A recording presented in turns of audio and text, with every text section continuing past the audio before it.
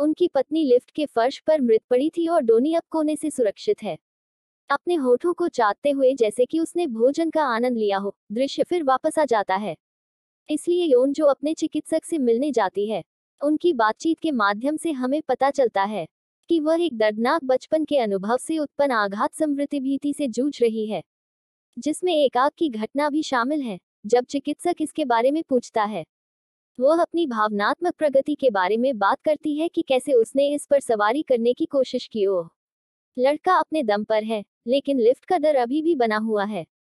बाद में जब वह पालतू जानवर की दुकान पर गई तो उसे श्रीमती ली की मौत के बारे में पता चला और पुलिस को घटनास्थल की जांच करते हुए देखा गया। जब उसने देखा कि काम पूरा हो गया है, तो वह पुलिस अधिकारी के पास पहुंची, जिसके साथ ऐसा हुआ। अपने सबसे अच्छे दोस्त के पूर्व प्रेमी जून से अनुरोध करे कि वह बिल्ली को सौंप दे या वह मान जाए।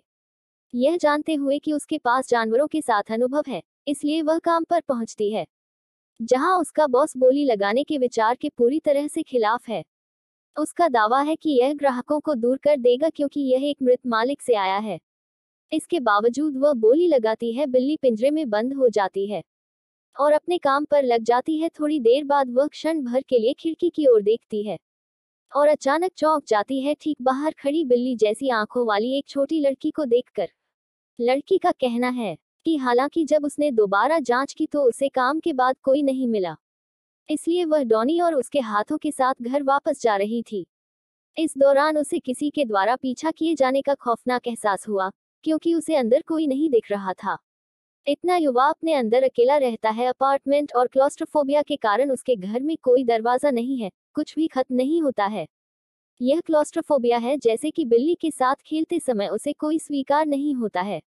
उसे अपने सबसे अच्छे दोस्त का फोन आता है, हालांकि वह जो लापरवाही से एक बिल्ली को गोद लेने के बारे में बात करता है और उनकी बातचीत का श्रीमान है, इसलिए उसने पहले दिन में जून से में चलने का उल्लेख किया है।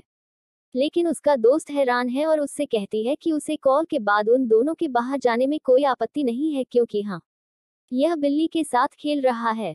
अचानक बिस्तर के नीचे किसी चीज को घूरता है और उत्सुकतावश अपनी जगह पर जाने से पहले बिल्ली को बाहर निकालने के लिए बिस्तर के नीचे देखता है, लेकिन उसे किसी के मौजूद होने का एहसास होता है जो उसे देख रहा है। जब वह दूसरी बार देखने के लिए नीचे झुकती है तो एक भूतिया चेहरा उसकी ओर आ जाता है, उसके दिल को डरा रहे हैं। तभी वह जोर से चिल्लाती है और पागलों की तरह पीछे हट जाती है। अगले दिन जोर से हौंफना, इसलिए हाँ, एक चिकित्सक के पास जाता है और उसे सब कुछ बताता है। हालांकि सीढ़ी कहती है कि जिस छोटी लड़की को उसने देखा, वह उसकी कम उम्र की उम्र का प्रतिबिंब हो सकती है, जब उसने अपने आघात का अनुभव किया था।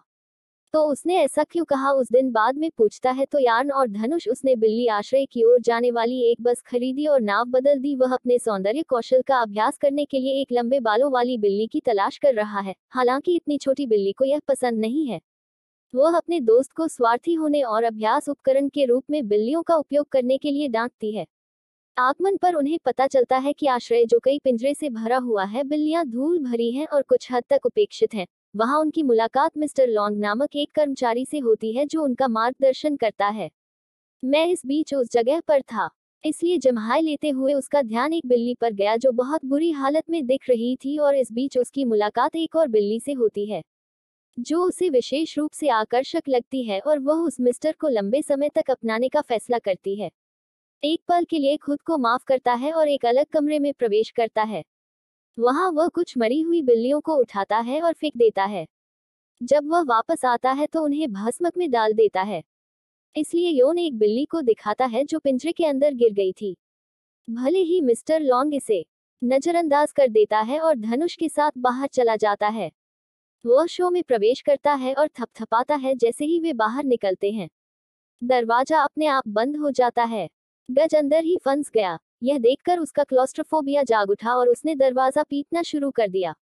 बाहर जाने देने के लिए चिल्लाने पर उसकी दृष्टि धुंधली हो जाती है और वह गला घोंटने लगती है और कुछ बुरा कहने लगती है। इससे पहले कि स्थिति और खराब हो जाए, उसकी सहेली जुर्माना लगाती है या उसकी मदद करती है। मुझे पता है कि तुम फिर से हो, लेकिन हमें तुम्हें संभालना होगा, वह बेहतर आहार के बारे में कहती हैं। इस बीच पुलिस स्टेशन में जून सेवक और उनके साथी अधिकारी सीसीटीवी देखते हैं। एलिवेटर में श्रीमती की अगुवाई वाली रिकॉर्डिंग में डोनी को उसकी पकड़ से बाहर निकलते हुए कैद किया गया है। जिसके बाद वह डर के साथ उस दिशा में देखती है। कुछ ही समय बाद वह पीछे की ओर गिर जाती है और अपनी अंतिम सांस तक अदृश्य शक्ति से लड़ती है। इस सबूत के साथ अधिकारी यह निष्कर्ष निकालते हैं कि महिला ने दम तोड़ दिया। अगली शाम काम के दौरान घबराहट का दौरा पड़ने से वह लड़खड़ा जाता है। एक भंडारण कक्ष में मृत बिल्लियों से भरी हुई चीजें देखकर वह भयभीत हो जाती है। एक हाथ अप्रत्याशित रूप से शवों से निकलता है और एक उन्मत्त संघर्ष में उसके टखने को पकड़ लेता है। वह किसी तरह खुद को मुक्त करने और जगह से बाहर भागने में सफल होती है। यहाँ तक बाहर से भी वह रहस्यमय बिल्ली को देखती है। कुछ देर बाद कमरे में लड़की की नजर पड़ी, जिन सेवक आता है और जगह की अच्छी तरह जांच करता है। लेकिन एक दयालु सज्जन व्यक्ति होने के नाते उसे कुछ भी गलत नहीं लगता। फिर वह दिन की परेशान करने वाली घटनाओं से गुजरने के बाद उसे घर वापस ले जाता है। इसलिए हाँ, उस रात उसे सोने में कठिनाई होती है, जब अंततः उसे नींद आती है और उसे एक सिर कटे डोनी और उसके दुःस्वप्न का अनुभव होता है। पिता, वह अचानक झटके से जागती है और उसे ठंडा पसीना आता है, लेकिन दिनेश को देखकर मुस्कुरा देती है। कंबल के नीचे से पूंछ हिलाते हुए वह कंबल खींचती है और छोटी लड़की की उपस्थिति से चौंक जाती है। अगले दिन सबसे छोटे जोड़े के पिता का बिल मनोरोग अस्पताल में चला जाता है, लेकिन वह उसे देखे बिना ही वहां से चली जाती है। बाद में वह उसे प्रणाम करने जाती है, जहां वह देखती है कि वह अपने नए पालतू जानवर को पालने के लिए उत्साहपूर्वक तैयारी कर रही है। हालांकि बिल्ली असहयोगी प्रतीत होती है, क्योंकि वह खरोंचती है। वह कोठरी में घुस जाता है और वह फैशन से नफरत करने वाली बिल्ली को बाहर निकालने का प्रयास करती है। आपकी अलमारी के पास खड़े होने पर उसे फिर से बिल्ली जैसी आंखों वाली लड़की के भयानक पक्ष का सामना करना पड़ता है, इसलिए वह इस डरावनी उपस्थिति से अनजान थी। कोठरी का दरवाजा अपने आप बंद हो गया। फिर उसने मंद रोशनी वाले कमरे में अपने दोस्त को देखने का फैसला किया। जब वह कोठरी के पास पहुंची तो लाइटें काम नहीं कर रही थी। उसने लटकते कपड़ों के बीच एक जोड़ी पैरों को देखा और वह करीब आ गई या और कपड़े अलग करती है, तो उसे पता चलता है कि छोटी लड़की अजीब तरह से खड़ी है। इसलिए लड़कियों की हरकत से बाहर निकलने के कारण लटकते हुए कपड़े झुक जाते हैं। इस खोज से भयभीत होने के बावजूद वह निर्जीव शरीर है, इसलिए अगली बार जल्दी से और रूस या दोस्त को अस्पताल ले जाएं। लेकिन दुख की बात है कि डॉक्टर उसे बचाने में असमर्थ हैं और आपके शरीर को ले जाया गया है।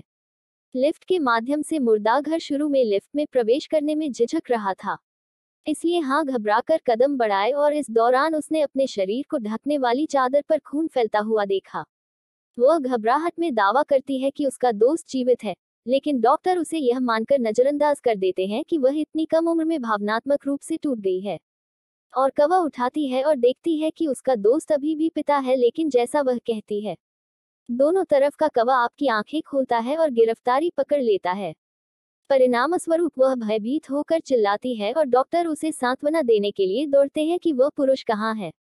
और थोड़ी देर बाद जून से भी अस्पताल आता है, जो अपनी पूर्व प्रेमिका की घटनाओं से त्रस्त होकर दुखद समाचार से स्तब्ध दिखाई दे रहा है।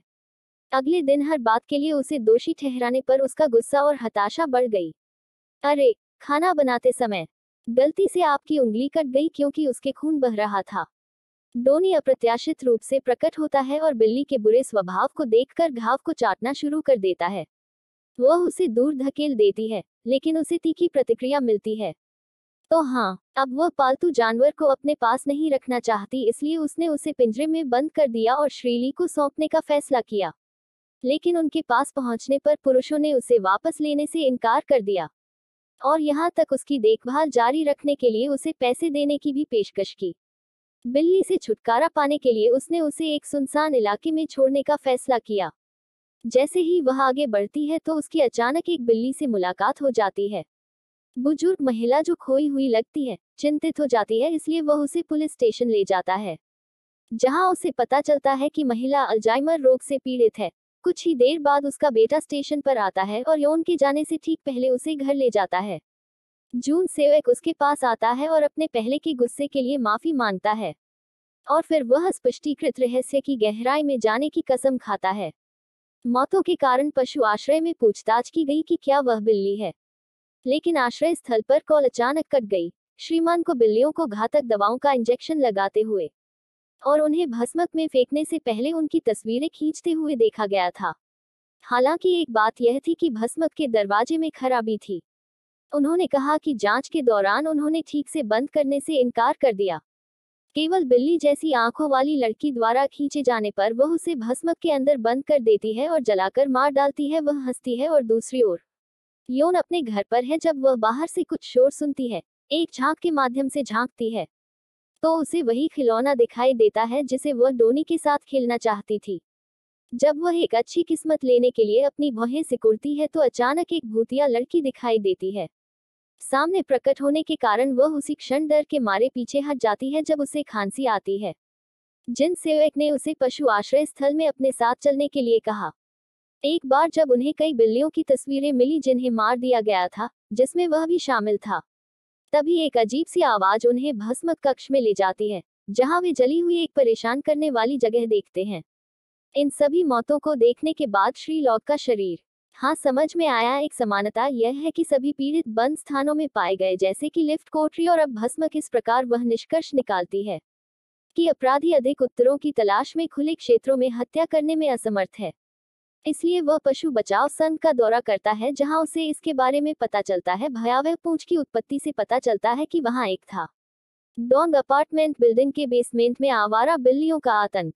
जब निवासियों ने इसके बारे में शिकायत करना शुरू किया तो बेसमेंट के दरवाजे और खिड़कियां बंद कर दी गईं, जहां बिल्लियों को सीमेंट से गोली मारकर दम घुटने के लिए छोड़ दिया गया था। 2 हफ्ते बाद श्रमिकों ने सभी शवों को हटा दिया, बिल्लियां, और उन्हें घटनास्थल पर ही भस्म कर दिया और पालतू जानवर की दुकान में काट दिया, जहां वह मालिक को ढूंढता है। लेकिन डैनी पी